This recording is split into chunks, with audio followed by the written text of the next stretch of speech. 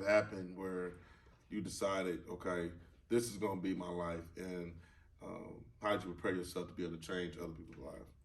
Man, it was one day I literally looked myself in the mirror and I had let myself go. I probably got up to like damn near 250 pounds. I was always a bigger dude, but I had never been one that was kind of like on the verge of having a gut. Was that being in love and all that, or was that just living life and just? A lot of it was being in love, like young love. I was exposed to a lot of stuff within that relationship that I wasn't as a child because her family came from wealth, her family came from money, and within that, I was around millionaires, so we were going on vacations in Cabo, Cancun, living in like the penthouses, like $10,000 a night type rooms, so I got really extremely comfortable within all of that.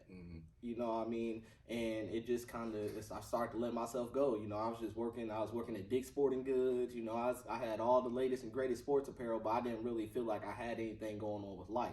So then, going back, look myself in the mirror, and I made that decision that, I got to change. I got to start somewhere. So, I started with a gym membership. Lifetime Fitness was the first gym. I had a buddy, Devin Champtasinsak. I know that's a tongue twister. He's Laotian. And like we would just, we were accountability partners. We went to the gym, we pushed each other, like we were in there, like going hard. And then one day he came to me and he was like, talk about the National Guard. And, at that time, I didn't really feel like I had a purpose. I didn't really feel like I had anything to lose. So I was like, this might be something that could help shape me up. So, we ended up going, meeting with the recruiter, ended up getting locked in for that.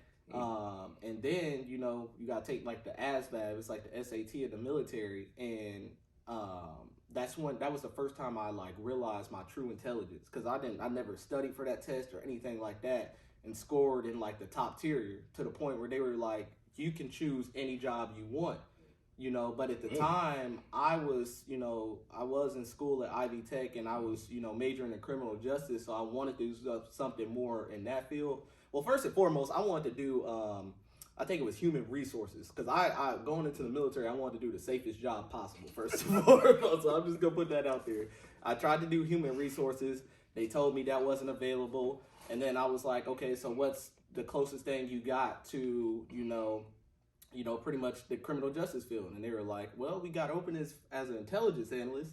And I was just like, shoot, sign me up. Not knowing exactly what I was going into because they sold me on it being the James Bond of the military. But little did I know that wasn't the case. But as I got into basic training and stuff like that, that's when I started getting to a point where I was being like, physically and mentally pushed more than I ever had in my life. Like I'm talking about, man, they had people out there running to the point that people were breaking their hips just from running. Like it's very common that you'll find that across people in the military as one of their injuries. In the military. Yeah, it was tough. Like people, we never. I mean, granted, they gave us good shoes and stuff like that, but we were just out there running, doing push-ups, burning out. Anytime you do something wrong, drill's hard to get you. So that initially helped me, kind of tap into my other self. You know what I mean? Okay. And that's when I pretty much came home from the military and stuff like that. Well, not even when I came home. When I went out to Fort Huachuca, Arizona for advanced individual training. Yeah, Fort Huachuca. I know it's a little, the names were weird. But we got a lot more freedom out there. It was like military college. So we were able to go to the gym and stuff like that. And that's when I really started getting back into that gym rat mentality, kind of like I had in high school. And then I brought it back home with me. My first actual brand that I came out with was Transform Fitness. And that's when I started my Instagram page, which is now RycoFit. It was Transform Fitness. With the sole purpose of just it's my fitness page for people to kind of tag along with me along my journey. But then, just over time, as I evolved, the brand evolved and everything else with it, and it got to a point where, I was actually the military gave me extremely great opportunities to enhance myself as like a actual knowledgeable trainer. You know, as a specialist in the military, I was training my whole National Guard unit of like 60 individuals, which is, as a specialist in the military, is unheard of. Usually it's like a sergeant, a lieutenant, something like that that's doing that.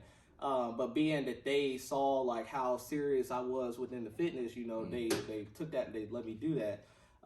And I also got an Army Achievement Medal for, you know, helping the PT failures within my unit pass their PT tests and stuff like that. Creating, because I had to create workout. So you already was in a leadership type role where you were, in a sense, already doing that, changing lives already, just by helping them and assisting and being a leader in the military. So it was kind of probably not that difficult for you to transition over to being a trainer, and that's a form of leadership in itself.